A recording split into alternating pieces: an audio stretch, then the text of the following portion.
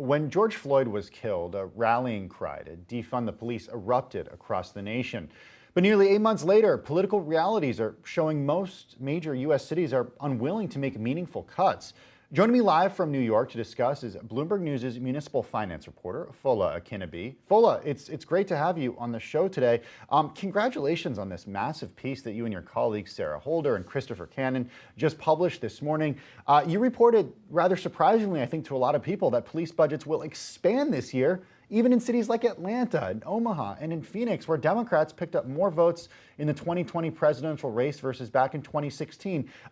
What is the takeaway from that? Yeah, thanks for having me, Tim. I think the takeaway is that we'll probably be having this conversation again, next year and for the foreseeable future. One thing that I think my colleague Sarah and I don't want to be lost from the story is that, we've seen huge momentum behind this, and in basically just from the summer to now, we've seen places make some really some cities make some really meaningful cuts to their budgets, and across the U.S., this has become a sort of kitchen table conversation, right? And so with that in mind, at the same time, the cuts haven't been all that substantial on an aggregate, and so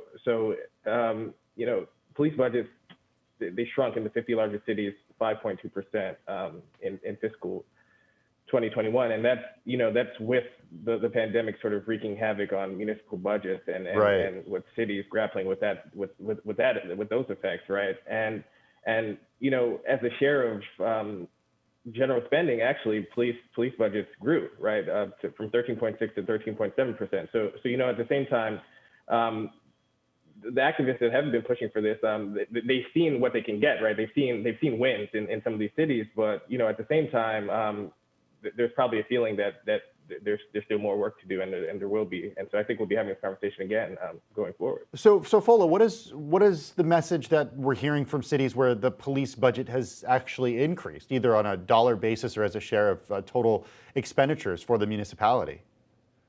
Right. I mean, what we're hearing is that, to take a step back, perhaps, police spending in cities, a lot of it is officer headcount, right, and officer salaries. And so what we're hearing is that, crime has increased, again, another result of the pandemic in part, right? And so what we're hearing is that, well, we have an emphasis on public safety, and we need to make sure we're paying for officers. At the same time, to cut a police budget in some cases and to cut it meaningfully, it does mean pulling back on officers, and many cities aren't willing to do that, right? So as the normal course of business sort of means increasing your police budget in most cities, just normal course of business.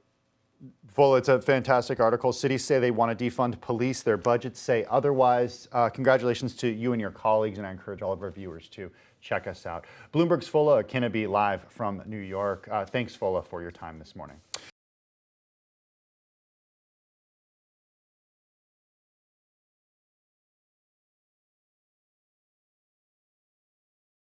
The biggest stories the moment they happen from around the globe. Subscribe to Bloomberg Quick Take now for insight in an instant.